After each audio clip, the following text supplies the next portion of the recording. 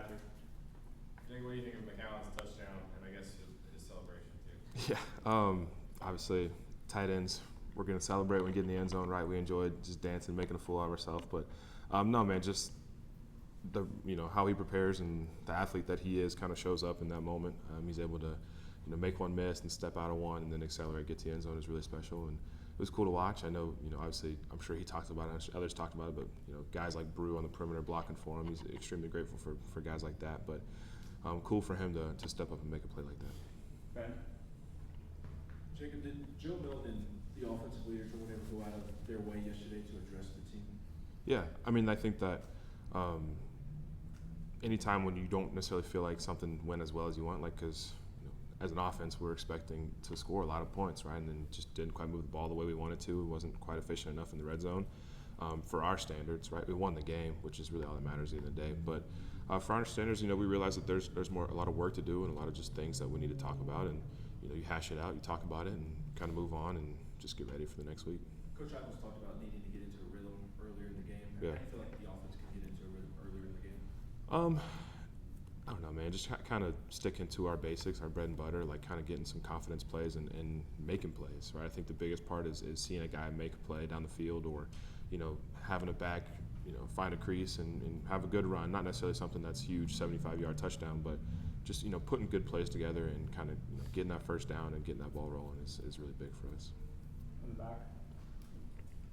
You've experienced kind of playing in Gainesville before. In what ways is that challenging, and what do you remember from your last game that you played there? It's challenging for a couple of reasons. I think just the weather, first of all. It's warm, it's humid in Florida, and so obviously preparing for that. It's been humid here, it's been warm here, so I think we've done a good job of exposing ourselves to that environment.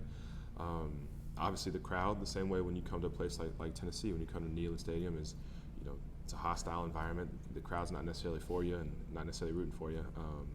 And so just kind of getting used to the noise and the ruckus and hopefully able to kind of quiet it down before it gets too out of hand, I guess. Ryan?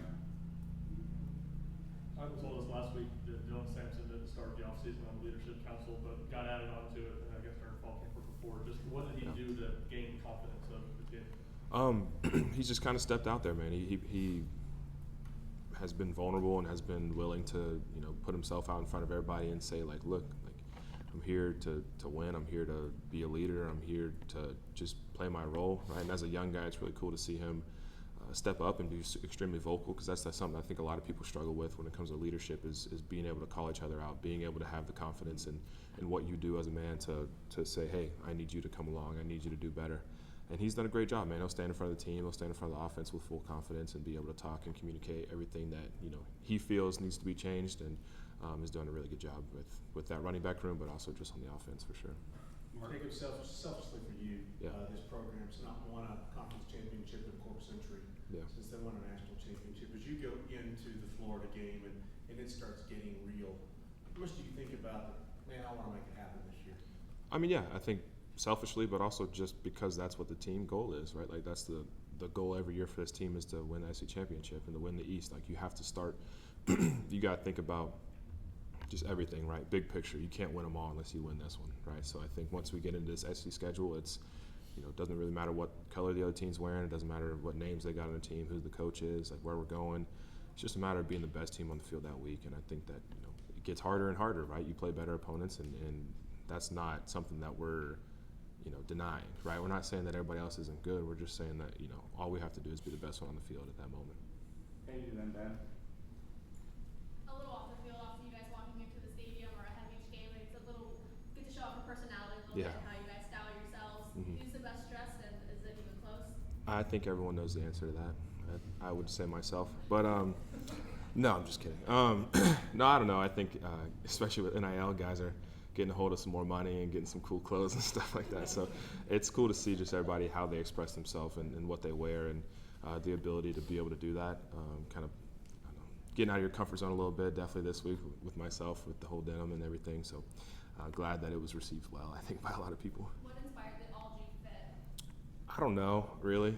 I honestly don't. I've had the vest for a couple weeks now and have not been able to wear it. And so I finally figured that, I try to put something together with it, and it worked a little bit, I guess.